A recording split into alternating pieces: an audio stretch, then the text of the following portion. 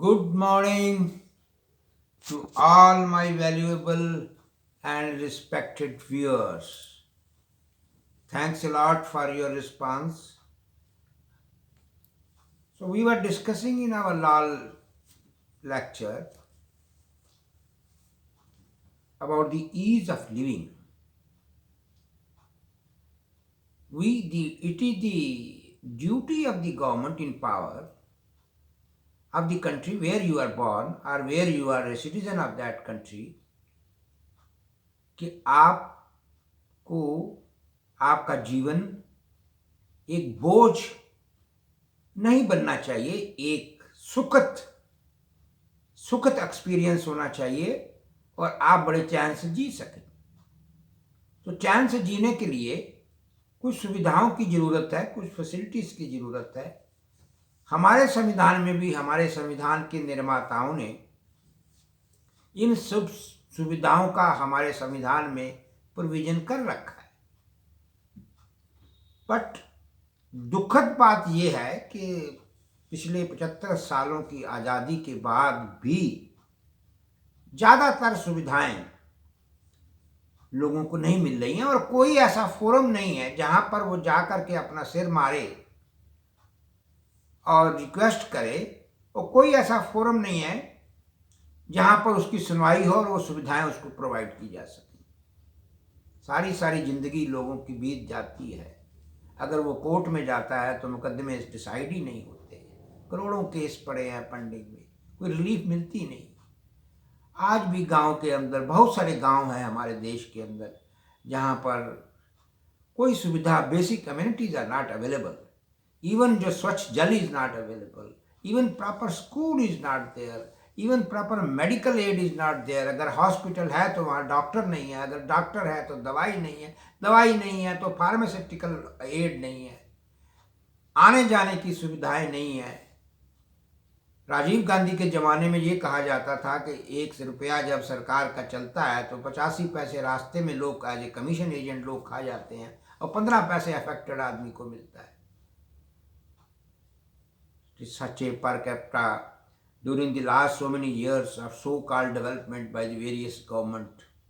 आज भी ये कितने शर्म की बात है कि हमारे देश की 140 करोड़ पॉपुलेशन में से नियरली 85 से 90 करोड़ आदमी पॉवर्टी लाइन के नीचे रह रहे हैं, जिनको हमें फ्री राशन देना पड़ रहा है। तो राशन देना कोई किसी का एहसान नहीं है। जब जिस आदमी ने इस धरती पर जन्म दिया है उसको जीने का हक है, और जब जीने के लिए उसको खाना चाहिए। अगर वो खाना वो खुद नहीं कमा पा रहा, अगर उसको रोजगार नहीं मिल रहा, उसकी इनकम नहीं है, अगर वो खरीद नहीं पा रहा, तो उस देश की सरकार का ये नैतिक कर्तव्य है, it is you are legally bound to provide him ration so that he can survive. You have to provide him the medical aid so that he doesn't die because of the lack of medical facility.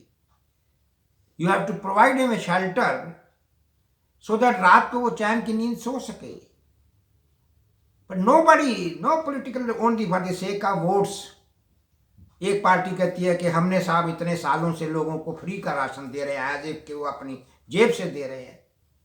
It is a national commitment and the government of that country is fulfilling only a national obligation, commitment to the citizen of that country, जो कि दुर्भाग्यवश या भाग्यवश उन्होंने हमारे देश में जन्म लिया है। तो मैंने पिछले लेक्चर्स में ईज ऑफ जिंदगी को सुखद बनाने के लिए there are 3 pillars। One is, first I was discussing in my last lecture about the quality of life। There are 7 factors in the quality। किस तरह का गुणवत्ता हम एक आदमी को जीने के लिए दे रहे हैं। क्या वो अच्छे कपड़े पहन रहा है, क्या उसका मकान ऐसा है जहाँ पर कि एक आदमी आराम से जी सके, क्या पर स्क्वायर फुट एक आदमी को सांस लेने के लिए जितनी ज़मीन चाहिए क्या उतना एरिया उसको हम दे रहे हैं। इस तरह से वेरियस हेल्थ फैसिलिटी जो मैंने आपको डिस्कस किया है, एक अच्छी अफोर्डेबल पैसे के अंदर क्या वो जीने लायक फैसिलिटी हम दे रहे हैं कि नहीं दे रहे, वो कमिटमेंट हमारे कॉन्स्टिट्यूशन में हमारे निर्माताओं ने करी है। बट अनफॉर्चुनेटली कोई भी आदमी उन कमिटमेंट्स को पूरा ही नहीं करता है, एंड करते हैं only A partial. So other day I was discussing the first, this quality of life I have already discussed. Now the second pillar, it is a economic ability. Economic ability, क्या हम उसको इतना पैसा दे रहे हैं, क्या वो पैसा कमा रहा है कि ताकि वो अपनी क्वालिटी ऑफ लाइफ को लगातार इम्प्रूव कर सके। अगर उसके घर में बिजली नहीं थी तो बिजली लगवा सके, अगर उसके यहाँ पानी की सुविधा नहीं थी, अगर नल लगवाना है तो लगा सके, so that the improvement is a continuous process.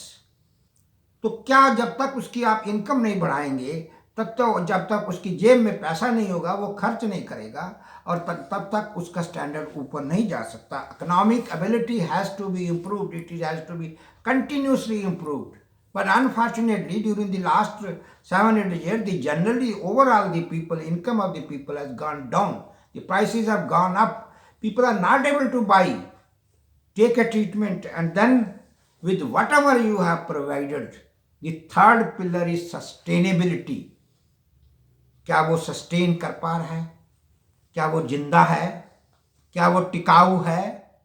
Whatever is the source, these are the three pillars which any elected government must ensure that every citizen of that country is able to have the minimum quality of life.